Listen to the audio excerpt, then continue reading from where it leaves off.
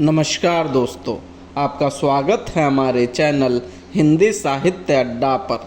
आप हमारे चैनल पर नए हैं तो चैनल को लाइक, शेयर और सब्सक्राइब करना बिल्कुल न भूलें। आज मैं प्रस्तुत हूँ आपके सामने बंग महिला द्वारा रचित कहानी चंद्रदेव से मेरी बातें से संबंधित महत्वपूर्ण तथ्यों को लेकर, जो प्रतियोगी परीक्षाओं की दृष्टि से उपयोगी सिद्ध होंगे। तो चलिए चलते हैं इन तथ्यों की ओर। चंद्रदेव से मेरी बातें कहानी की लेखिका बंग महिला है। बंग महिला को हिंदी की पहली कहानी लेखिका माना जाता है। बंग महिला का वास्तविक नाम राजेंद्र बाला घोष था। यह तथ्य परीक्षाओं की दृष्टि से महत्वपूर्ण है, क्योंकि अक्सर पूछ लिया जाता है कि हिंदी की पहली कहानी लेखिका किसे माना जाता है तथा उनका वास्तविक नाम क्या था। तो इस प्रश्न का उत्तर होगा, बंग महिला को हिंदी की पहली कहानी लेखिका माना जाता है और उनका वास्तविक नाम राजेंद्र बाला घोष था। हिंदी की प्रथम लेखिका बंग महिला का जन्म 1882 ईस्वी में बनारस में हुआ था। बंग महिला हिंदी नवजागरण की पहली छापामार लेखिका थी। बंग महिला की प्रमुख कहानियां हैं चंद्रदेव से मेरी बातें 1904 ईस्वी, कुंभ में छोटी बहू 1906 ईस्वी, दुलाई वाली 1907 ईस्वी, भाई बहन 1908 ईस्वी, दालिया 1909 ईस्वी, हृदय परीक्षा 1915 ईस्वी।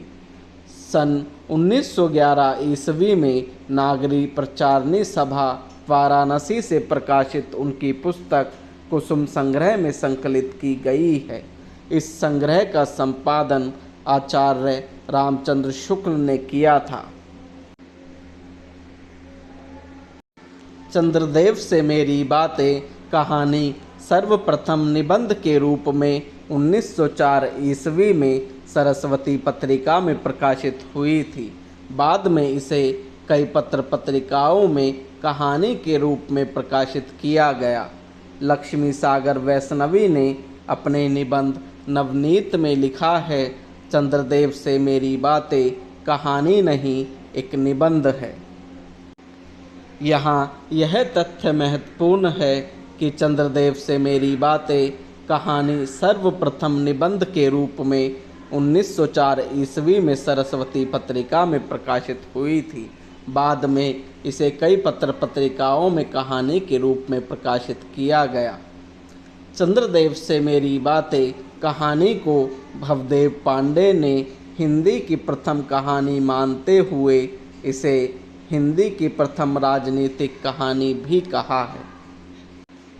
परीक्षाओं की दृष्टि से यह तथ्य भी महत्वपूर्ण है कि चंद्रदेव से मेरी बातें कहानी को हिंदी की प्रथम कहानी किसने माना है, जिसका उत्तर होगा भवदेव पांडे ने।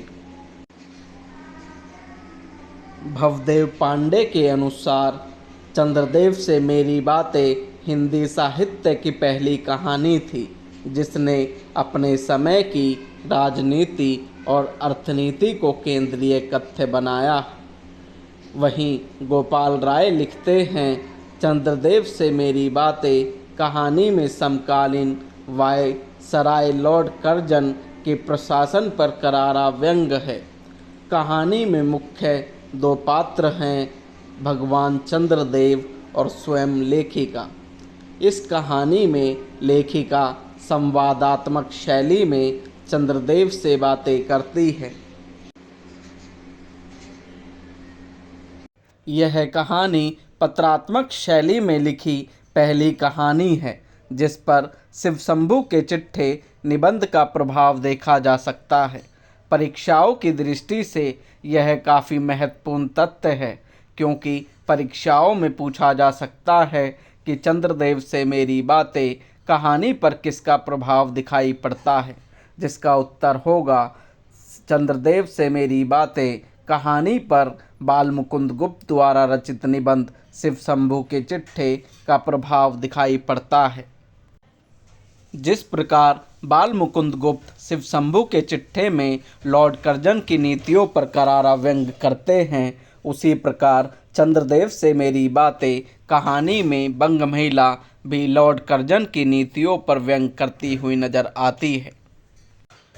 चंद्रदेव से मेरी बातें कहानी में लेखिका ने अंग्रेजों की पक्षपाती नीति पर, प्लेग पर विजय प्राप्त न कर पाने वाली चिकित्सा व्यवस्था पर तथा लॉर्ड कर्जन की नीतियों पर व्यंग किया है।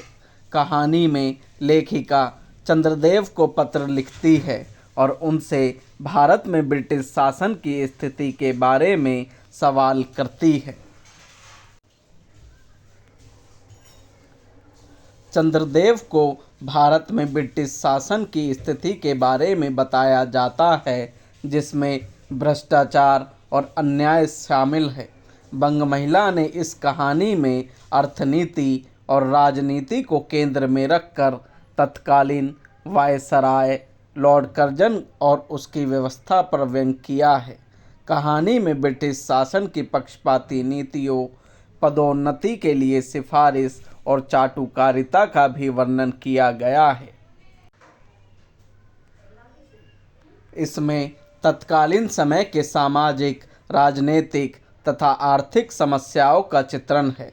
इसमें एक और देश के बदहाल आर्थिक हालातों जैसे गरीबी, भुखमरी तथा बेरोजगारी का चित्रण है, तो दूसरी ओर सामाजिक चिंताओं और बुराइयों जैसे पुरुषवाद, जातिवाद तथा हर क्षेत्र में बुजुर्गों की निरंकुशता पर सवाल उठाए गए हैं।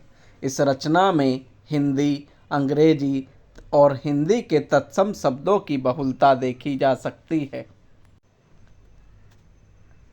यहाँ कहानी में उद्धृत कुछ प्रमुख कथनों को भी दिखाने का प्रयत्न किया गया है, जिनसे अक्सर प्रतियोगी परीक्षाओं में प्रश्न बनते हैं। इस कड़ी में पहला कथन है, मैं सुनती हूँ आप इस आकाश मंडल में चिरकाल से वास करते हैं। क्या यह बात सत्य है? यदि सत्य है तो मैं अनुमान करती हूँ कि इस सृष्टि के साथ ही साथ अवश्य आपकी भी सृष्टि हुई होगी। कहानी में यह कथन लेखिका द्वारा चंद्रदेव के संदर्भ में कहा गया है। अगला कथन है, यदि आपको अंग्रेज जाति की सेवा करना स्वीकार हो तो एक एप्लीकेशन अर्थात निवेदन पत्र हमारे आधुनिक भारत प्रभु लॉर्ड कर्जन के पास भेज देवें। आशा है कि आपको आदरपूर्वक अवश्य आह्वान करेंगे। इस कथन के माध्यम से लेखिका ने अंग्रेज सरकार व लॉर्ड कर्जन की नीतियों पर व्यंग किया है। इस कड़ी में अगला कथन है, अब भारत में न तो आपके और न आपके स्वामी भुवन भास्कर सूर्य महाशय के ही वंशधरों का साम्राज्य है और न अब भारत की वह सस्य श्यामला स्वर्ण प्रसूता मूर्ति ही है।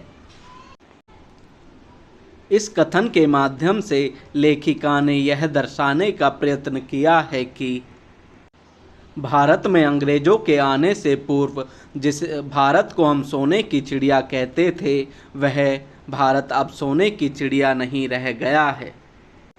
बढ़ते हैं अगले कथन की ओर।